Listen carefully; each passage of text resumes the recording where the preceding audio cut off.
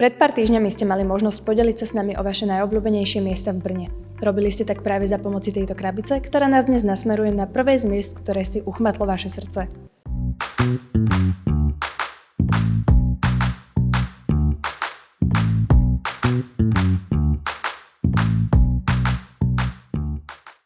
Zo všetkých možností, ktoré ste nám na námestí Svobody pred pár týždňami dali, sme vytiahli papierik, ktorý nás dnes zavedie na Kraviu horu. Poďme si teda povedať k tomuto miestu viac. Kraví hora, Kravák alebo aj Monte Bú. Všetky tieto názvy pomenúvajú lokalitu, kde sa stretáva šport, vzdelávanie a relax. Jedná sa o park, ktorý ponúka veľa možností, ako sa zabaviť, a to v každom ročnom období. V zime sa tu môžu prísť návštevníci sánkovať na zasnežených kopcoch, zatiaľ čo v teplých mesiacoch tu býva organizované letné kino a divadlo pod holým nebom. To ale ani zďaleka nie je všetko. Snad najznámejším lákadlom tohto areálu je práve hviezdáreň a planetárium, ktoré už od pohľadu prezrádza, čím je tak zaujímavé.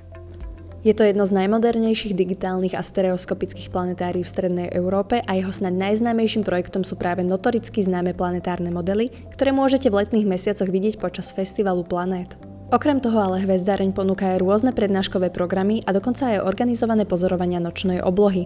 A aby toho nebolo málo, okolo komplexu je vybudovaná vedecká stezka, ktorá hravou formou učí spoznávať rôzne javy okolo nás. Ak vyhľadávate skôr akčnejšie aktivity, Kravák vás nesklame. Nájdete tu krytú plaveckú halu s 25-metrovým bazénom, výrivkou a párnou saunou. Počas letnej sezóny je prístupný aj vonkajší bazén, pričom športoví nadšenci sa môžu rozhýbať aj na basketbalovom a hádzanárskom ihrisku. Po tomto zhrnutí je nám jasné, že si tu naozaj každý niečo nájde. Tak čo, prídete aj vy?